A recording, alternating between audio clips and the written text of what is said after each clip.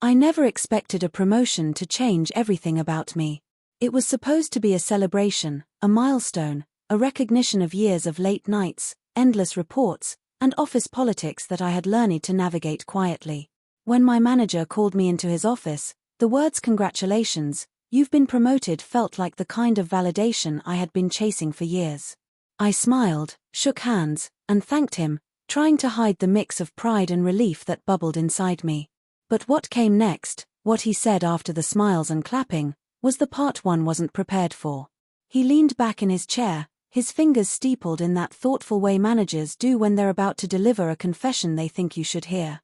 "With this promotion," he said slowly, "comes a bit of a unique responsibility. An office secret, if you will. Something I only share with a few people who rise to this level." I blinked, unsure if I'd heard him correctly.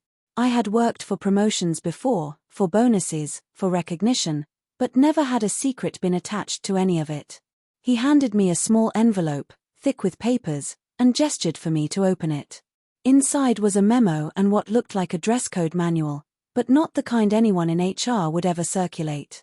The memo explained that our department had a long-standing, unusual tradition. Any person stepping into this role would be expected to embrace a persona, a way of presenting oneself that the office considered part of the leadership identity. It wasn't just about appearances. It was about embodying a certain presence, a blend of authority, elegance, and approachability. And, strangely, part of this persona included wearing attire traditionally associated with the opposite gender for certain key presentations and events. I felt my pulse quicken. My mind raced. I had never even considered cross-dressing, even as a concept, let alone as a requirement tied to my career. I wanted to laugh, but something in his calm, expectant gaze stopped me. There was no room for jokes here. He assured me, it's optional in terms of participation, but those who embrace it fully often find their influence, their confidence, their presence elevated in ways that are transformative. I walked back to my office in a daze, the envelope crumpled in my hands. My desk suddenly felt smaller, the walls closer, and the familiar buzz of keyboards and phones around me seemed muted, as if the office itself had paused to watch how I would respond. I sat down and stared at the papers. The idea that my promotion, the milestone I had dreamed about for years, was tied to something so personal, so identity-shaking, was overwhelming. I couldn't tell anyone, not my coworkers, not my friends outside, not even my family. This was mine to confront, mine to navigate. That evening, I went home and stood in front of my mirror, dress code manual in hand. I had spent my entire life careful, precise, measured, and now everything I thought I knew about myself was being challenged. Could I step into a version of myself that I had never explored? Could I present myself in a way that felt both powerful and vulnerable at the same time? I didn't know. I had never tried. I had never even imagined that I could. The first day I was supposed to embrace the office persona, I felt every ounce of anxiety tightening in my chest. My hands shook as I selected my outfit: a soft blouse, fitted slacks, a pair of heels I hadn't owned before. I moved cautiously, almost reverently, as if the clothes themselves carried some unseen weight. When I looked in the mirror, I barely recognized the reflection. And yet, even in that unfamiliarity, there was something startling. I felt right. A sense of alignment I had never experienced before, a merging of courage and vulnerability that was intoxicating. Walking into the office that morning was surreal. The familiar hum of fluorescent lights, the chatter of coworkers, the smell of coffee and paper, all of it became sharper, more vivid. People glanced at me with curiosity, a mix of admiration and surprise in their eyes. Some whispered, some smiled encouragingly, some avoided eye contact entirely. But no one laughed. No one mocked.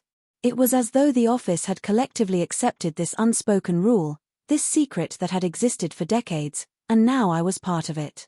The first presentation in this new persona was terrifying.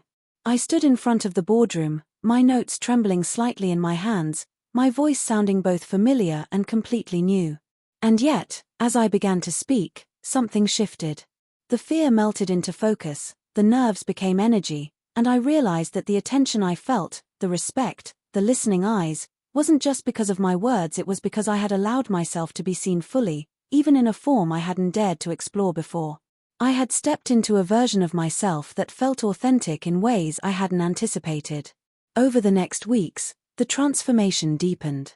It wasn't just about clothes, shoes, or makeup, it was about mindset, posture, speech, empathy, and confidence. I started noticing subtle changes in how I interacted with coworkers, how they responded to me, how I carried myself even in moments of doubt.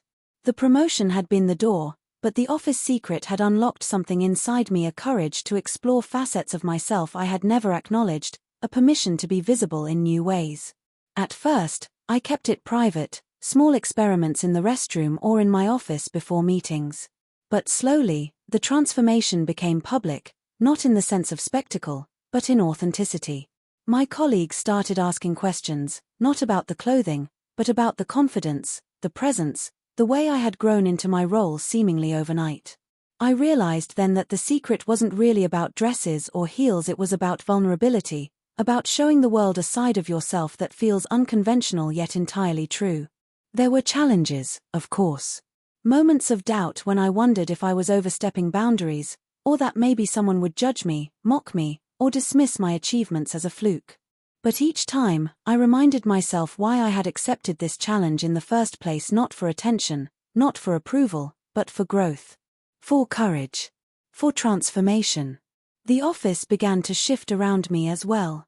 I noticed subtle changes in culture, in acceptance, in willingness to embrace uniqueness. My role became more than a title, it became a symbol of possibility, a quiet demonstration that stepping into the unknown can unlock strengths you never knew you had.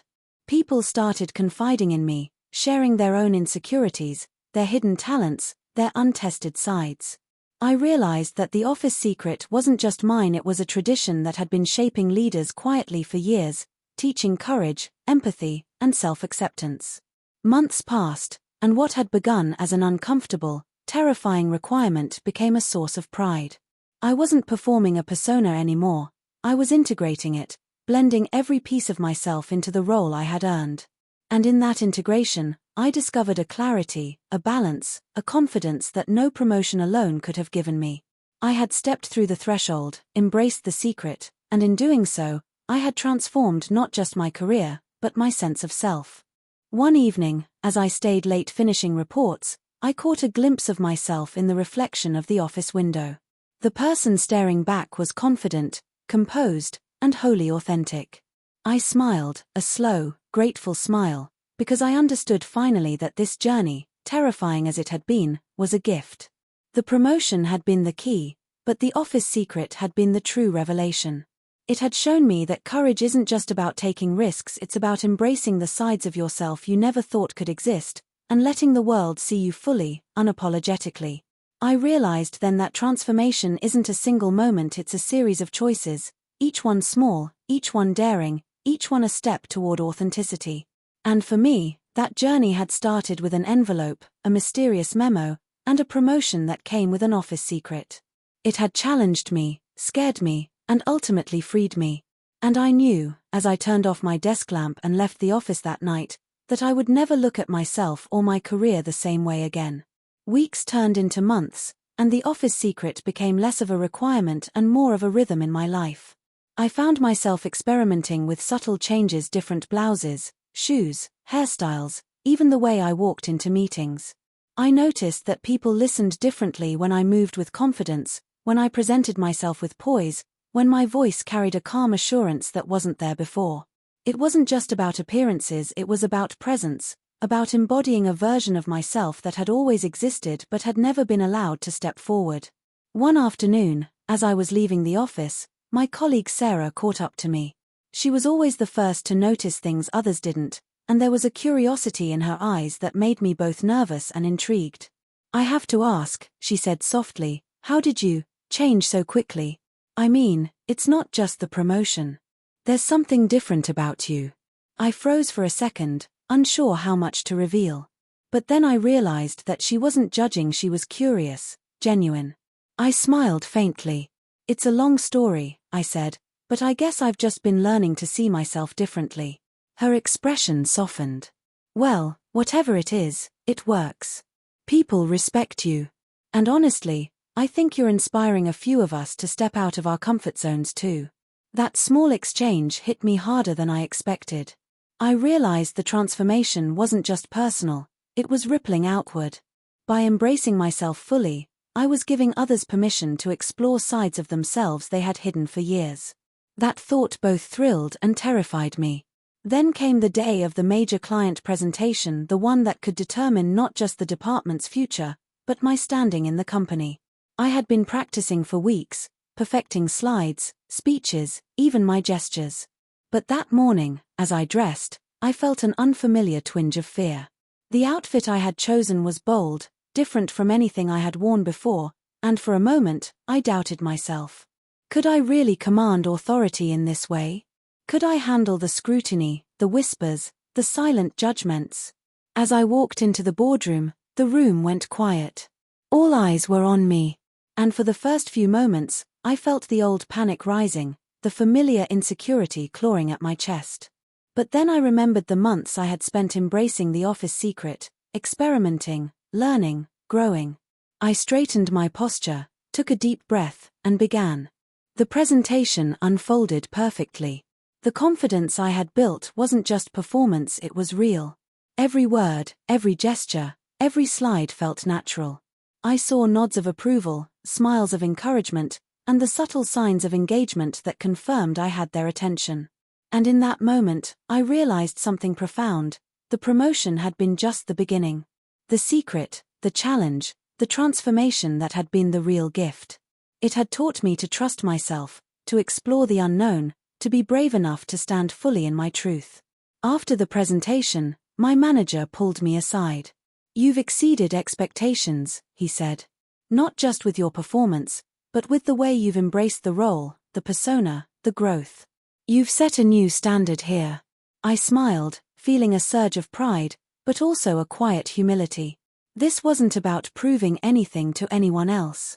It was about proving to myself that I could be more than I ever imagined. That evening, walking home, I reflected on how much had changed.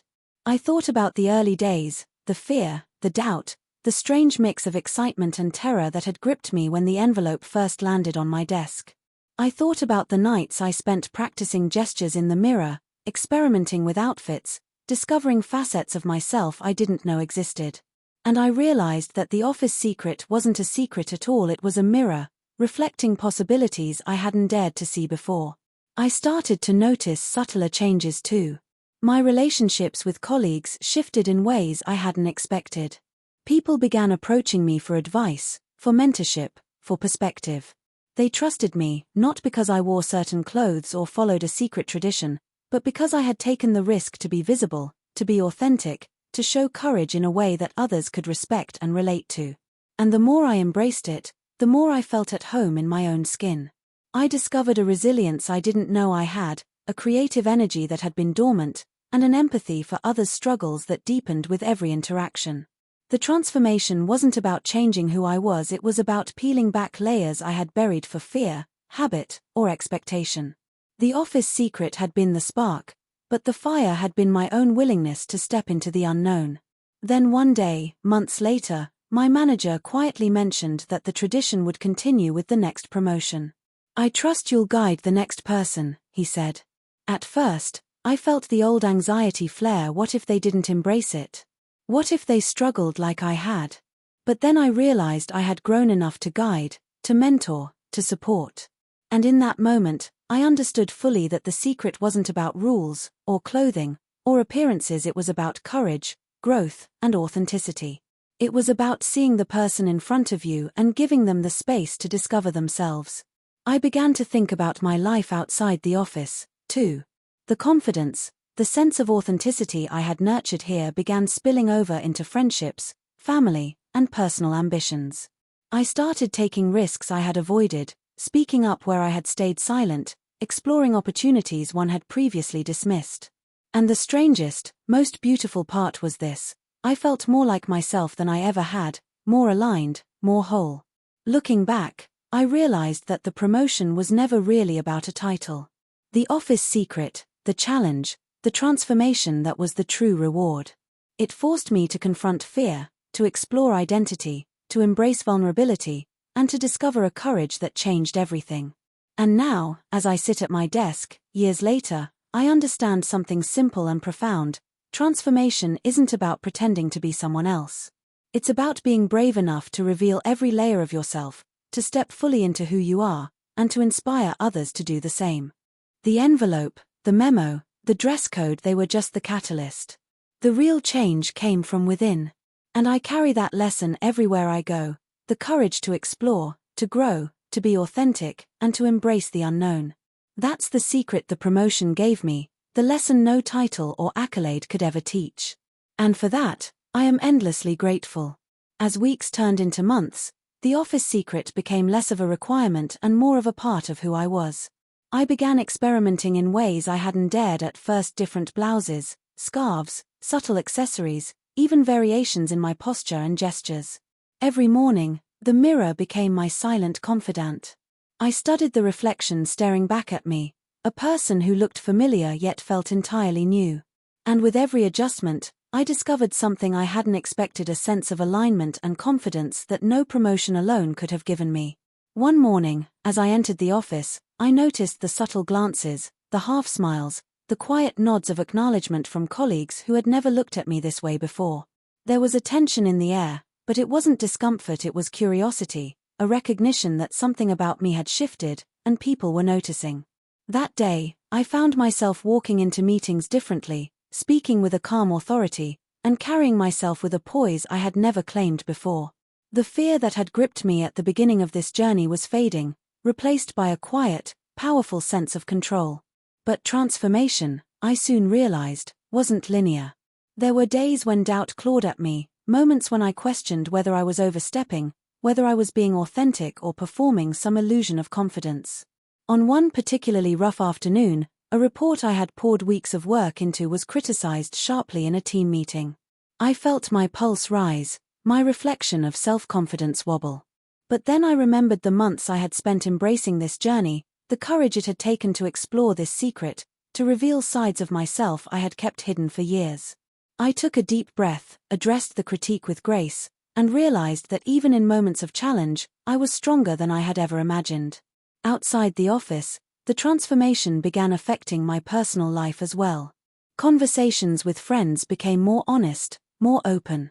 I found myself speaking about ideas I had never dared share before, connecting on levels I had previously avoided. People responded with curiosity, with encouragement, with the kind of respect that comes from seeing someone fully step into themselves. Even my family noticed subtle changes in me: not the clothing, not the persona, but the confidence, the clarity, the way I carried myself. It was as if the courage I had cultivated at work had seeped into every corner of my life. Then came the moment that truly tested me. The company had secured a high-profile client, one that could shape the trajectory of the entire department. I was tasked with leading the presentation. The stakes were higher than anything I had faced before. That morning, I dressed carefully, choosing an outfit that balanced authority with approachability. As I looked in the mirror, I felt the familiar twinge of anxiety, but also the stirrings of excitement. I was no longer the person who had received that envelope months ago. I was someone who had grown, someone who had embraced the unknown, someone capable of stepping fully into a challenge. The presentation was intense. The boardroom was silent as I spoke, all eyes trained on me. And yet, as I continued, I felt a strange serenity. The persona I had cultivated wasn't a mask, it was an extension of myself, a reflection of the courage and authenticity I had nurtured. I noticed subtle nods, the leaning in of attentive colleagues, the glimmers of approval in clients' eyes. For the first time, I understood fully what my manager had meant when he spoke of transformation.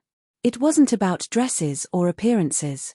It was about presence, about authenticity, about daring to reveal your full self even when the world wasn't expecting it. After the presentation, the feedback was overwhelming in its positivity. My team members congratulated me, the clients expressed admiration for my clarity and poise, and even my manager gave me a nod that spoke volumes. I realized then that the promotion and the office secret had achieved something far beyond career advancement. They had taught me to trust myself, to embrace vulnerability, and to step into challenges with courage. Even as I reveled in these achievements, I continued to confront internal struggles. There were nights when I questioned whether I was moving too far from the person I had always been, whether the transformation would ever truly feel natural. But every morning, when I looked in the mirror and saw the reflection staring back at me confident, composed, authentic, I felt a sense of gratitude. This journey had forced me to confront fear, to explore identity, to embrace sides of myself I had never acknowledged, and in doing so, I had discovered a depth of strength I didn't know existed. The office secret, I realized, wasn't just about me. It was a tradition designed to cultivate courage, empathy, and self-awareness in those who embraced it. By stepping into this role, I had not only transformed myself, but I had also become a mentor of sorts, a living example that personal growth and professional success could coexist, that authenticity could be a strength, and that embracing the unknown could lead to remarkable outcomes. Months later, as I prepared for another major client presentation, I found myself reflecting on how far I had come. I thought about the initial fear, the hesitations, the late nights of practice in front of a mirror. I thought about the small victories, the subtle glances of respect, the moments of genuine connection with colleagues who had once seemed distant. And I understood something profound: transformation isn't a single moment, it's a journey, a series of choices that demand courage, patience, and honesty. The promotion had been the spark, the office secret had been the catalyst, but the real change had come from within. I had learned to embrace uncertainty, to trust myself, to explore facets of my identity I had never acknowledged, and to find strength in vulnerability. And as I looked around the office that day, seeing my colleagues immersed in their work, seeing the subtle culture shift that had occurred as a result of this quiet tradition, I felt a sense of fulfillment I had never known before.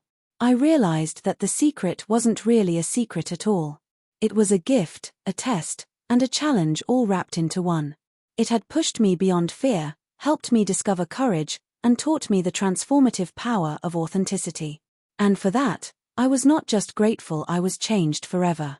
I now approach each day with a sense of purpose and clarity I never imagined possible. The office secret, once terrifying, has become a lens through which I understand myself and others.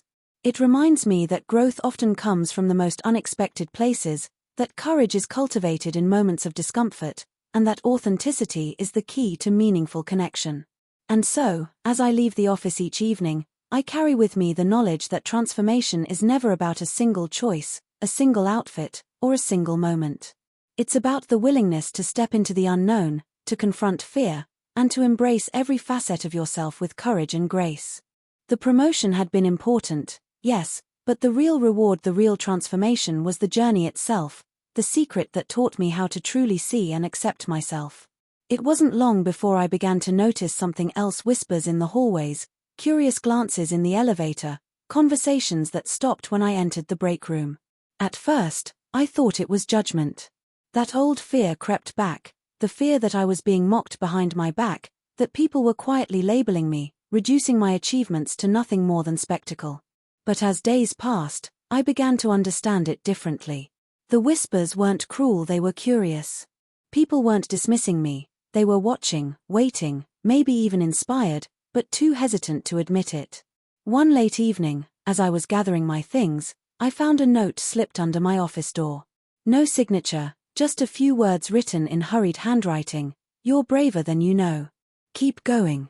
I stood there holding the paper, my heart pounding. Someone in the office had seen what I was doing, understood it, maybe even needed it. That single note shifted something inside me. It reminded me that this wasn't just my journey, it was a silent echo for others who longed for courage of their own. The next challenge came during a company retreat. Leadership was expected to present not just strategy, but themselves, their stories, their vulnerabilities, their journeys. I panicked at the thought. My story felt too raw, too unorthodox, too full of contradictions. How could I stand in front of an entire company and share pieces of myself I was still learning to understand? That night, I barely slept. I paced my hotel room, rehearsing lines I kept discarding, staring at my reflection in the window, wondering if I was strong enough. When my turn finally came, I stepped onto the stage, the lights blinding, the room filled with hundreds of faces. My throat tightened, my palms sweated, and for a moment, I considered abandoning honesty altogether. But then I remembered the note under my door. I remembered Sarah's words. I remembered the countless mornings I had stood in front of the mirror, terrified but unwilling to back down. So I spoke not about quarterly goals or project outcomes, but about fear. About change.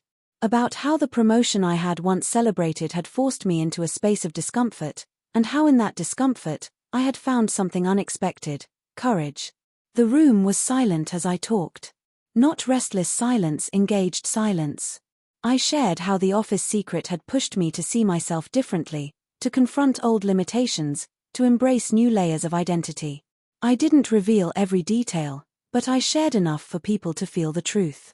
And when I finished, the applause wasn't polite, it was thunderous, alive, almost cathartic. People weren't just clapping for me, they were clapping for what the story represented, for the possibility that change could be empowering instead of terrifying. Afterward, people approached me quietly, one by one. A colleague admitted they had always hidden their creativity because they feared being judged. Another confessed they had turned down leadership roles because they didn't feel confident enough. A third simply said, "Thank you. I needed to hear that." I realized then that transformation doesn't just belong to one person, it sparks in others, it spreads, it creates ripples far beyond what you expect. But with growth also came pressure. The higher I rose, the more people looked to me not just for results, but for inspiration. It was flattering, but heavy. There were nights I collapsed into bed, exhausted not from work itself, but from the constant effort of holding myself together. Sometimes I questioned whether I was strong enough to carry this unspoken responsibility. And yet, every time doubt threatened to overwhelm me, something small reminded me why I kept going: the quiet thank yous, the respectful nods, the courage I saw awakening in those around me. Then came the day everything nearly unraveled. An anonymous complaint was filed, suggesting that I was unprofessional, that my way of presenting myself distracted from the company's image. My heart sank when HR called me in. I sat across from the HR director, bracing for humiliation, for rejection, for the possibility that everything I had built would come crashing down. But instead, she looked at me with calm eyes and said, "We've reviewed the complaint. And frankly, we see no issue. Your results speak louder than appearances. If anything, your leadership has elevated this company." Relief washed over me so powerfully I almost cried right there in the office. That day taught me a lesson I will never forget.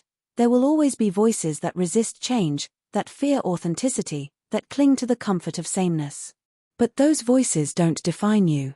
What defines you is how you respond, whether you let fear silence you, or whether you keep walking forward with courage. From that day forward, I carried myself differently. Not cautiously, not apologetically, but with quiet certainty. I had survived doubt, whispers, and outright challenge, and I had come out stronger. I realized that the promotion hadn't just given me a title, it had given me a story, a journey of transformation that no one could take away. Years later, when I think back to that envelope, to the day I first read about the office secret, I smile. I remember the fear, the hesitation, the sleepless nights.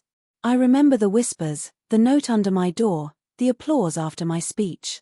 I remember the complaint, and the relief when it was dismissed.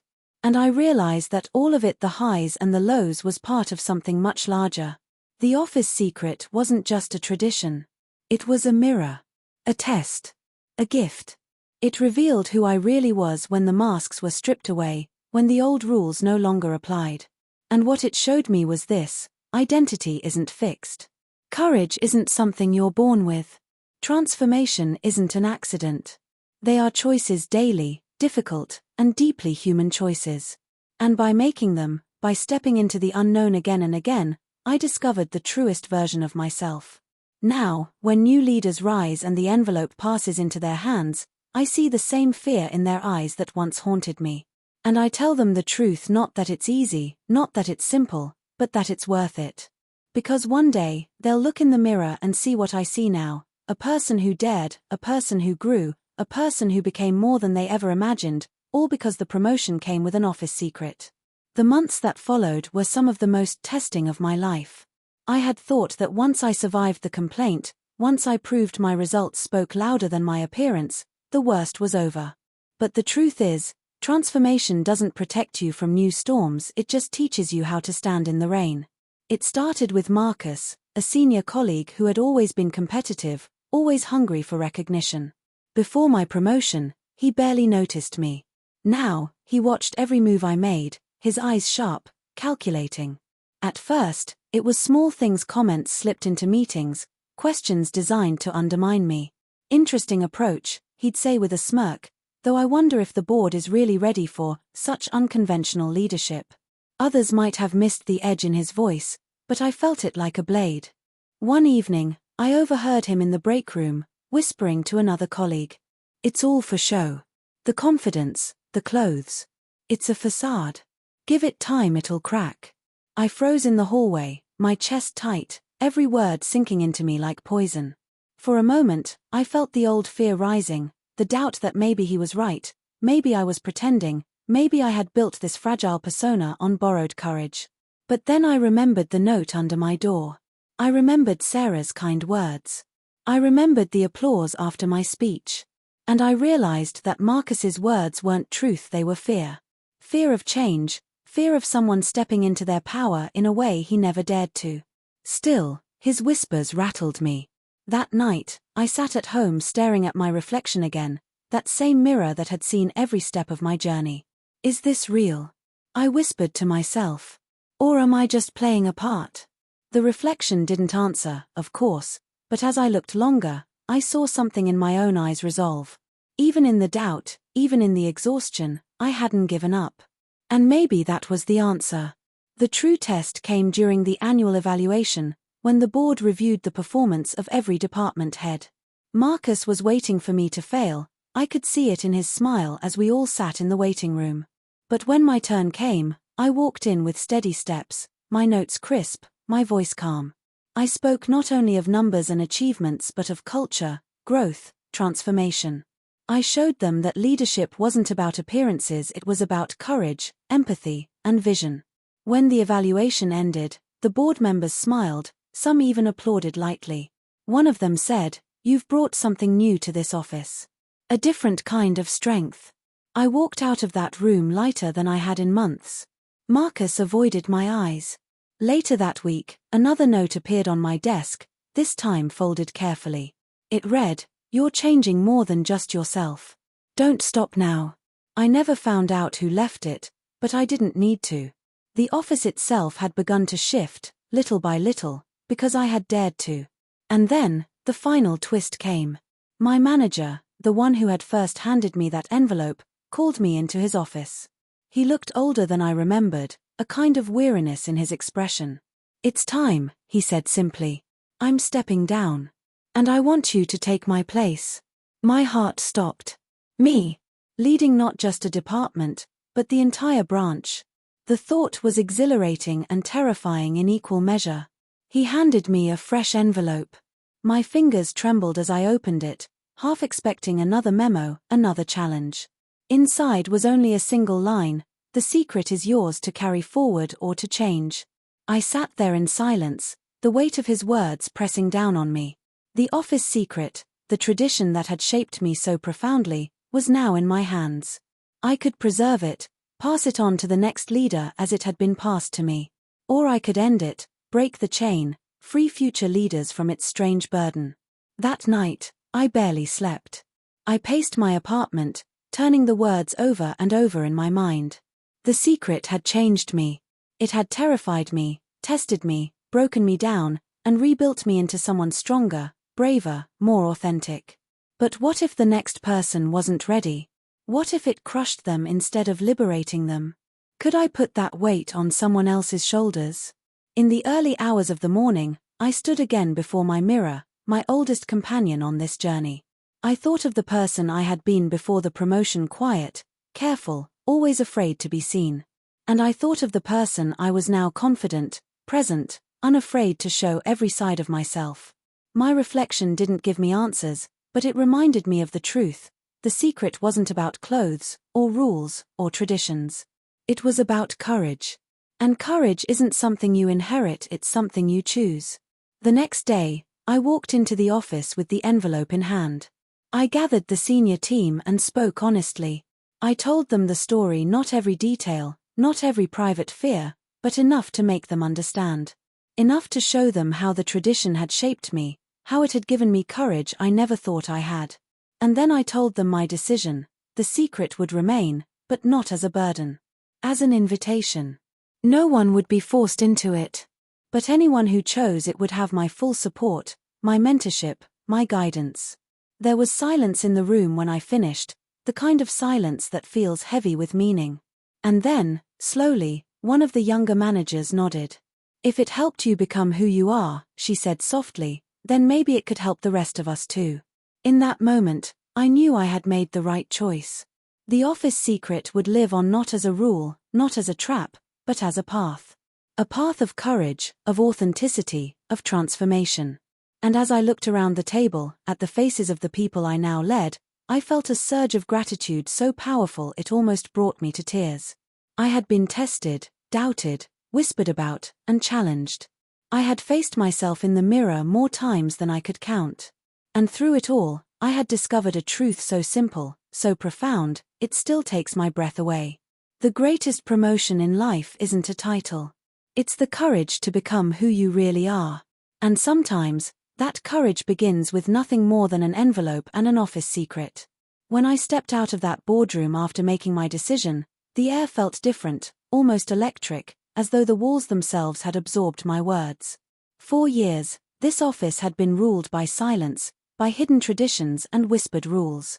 Now, for the first time, everything was out in the open. It was terrifying, yes, but also liberating. In the weeks that followed, I noticed subtle changes in the atmosphere. People carried themselves differently, conversations flowed with more honesty, and even Marcus, who had once tried so hard to break me, seemed quieter, less sharp around the edges. I don't know if it was respect or resignation, but he no longer looked at me with contempt. Instead, there was something almost like curiosity, as if he was finally asking himself the questions he had always tried to bury. One afternoon, as I was leaving for the day, he stopped me by the elevator. For a moment, I braced myself, expecting another jab, another sarcastic remark. But his voice was low, almost uncertain. "You know, I didn't believe in you at first. I thought it was all a game. But, you proved me wrong." He paused, his eyes shifting toward the floor. "Don't let it go to your head, but I think you might actually be good for this place." I didn't answer right away. I just nodded, offering him a small smile before the elevator doors closed between us. It wasn't friendship, not yet, but it was something. A crack in the wall. Proof that even the hardest hearts can shift when faced with truth. At home, life was changing too. My neighbors, who once looked at me with raised eyebrows, now greeted me warmly. Sarah invited me to dinner again, and this time it wasn't out of curiosity, it was out of genuine connection. She asked me questions about leadership, about courage, about how I managed to stand tall when the world expected me to shrink. And as I spoke, I realized I wasn't just telling my story anymore. I was teaching. I was passing on the lessons that had been carved into me by fire and fear and resilience. But the moment that truly broke me came late one evening. I had stayed late at the office, finishing reports, when I found a small envelope slipped under my door again. My heart raced as I picked it up, thinking it might be another note like the ones before. Inside was a single sheet of paper with just 5 words, written in delicate handwriting: "You made it your own." I sat there at my desk, holding that note, tears welling in my eyes. Whoever had written it, whether it was the same person who had encouraged me before, or someone entirely new, it didn't matter. The message was clear. I had taken something secret, something heavy, and turned it into something alive, something hopeful. The next morning, I gathered the entire office for a meeting. People looked surprised. Full team meetings were rare unless something was wrong. I stood at the front of the room, my voice steady, my heart pounding. I told them the truth, not the details of my private transformation, but the essence of it. That courage isn't about fitting into an image. It isn't about titles or clothes or the expectations of others. Courage is about standing where you are, fully yourself, and refusing to shrink back into silence. When I finished, the room was quiet. Then, slowly, people began to clap. It wasn't polite applause, it was real, heartfelt, powerful. And in that moment, I realized I no longer needed the mirror at home to reassure me. I no longer needed secret notes or whispered encouragement. The reflection I had been searching for all along wasn't in glass. It was in the people around me, in the lives I touched, in the courage I sparked in others just by daring to live as myself. Years later, when people ask me about that promotion, they expect me to talk about the raise, the new office, the bigger responsibilities. But those things aren't what I remember. What I remember is the first time I stood in that mirror, terrified and trembling. What I remember is the whispers in the hallways, the note under my door, the sting of doubt, and the strength of defiance. And most of all, I remember the moment I realized the truth. The secret was never about the office. It was about me. It was about all of us, really. The secret was that we are all more than the roles we play, more than the masks we wear, more than the fears that try to hold us back. That promotion changed my career, yes. But more than that, it changed my life. It gave me the courage to stop hiding, to stop pretending, to stop living as a shadow of myself. It taught me that leadership isn't about power, it's about presence. And presence begins with acceptance. So if you've listened this far, if you've walked with me through the fear, the whispers, the notes, the choices, then maybe you understand. Maybe the promotion you're waiting for, the one you think will change your life, isn't on a piece of paper or locked in a corner office. Maybe it's in you, waiting for the moment you finally say, "This is who I am. This is my truth. This is my courage." And when you do, trust me, the world will notice. Because secrets only hold power until they're spoken. And once they are, they don't trap you anymore. They free you. The promotion came with an office secret. But in the end, the real secret was simple. The greatest transformation isn't about what you gain, it's about what you finally stop hiding. And that, I promise you, is a promotion worth everything.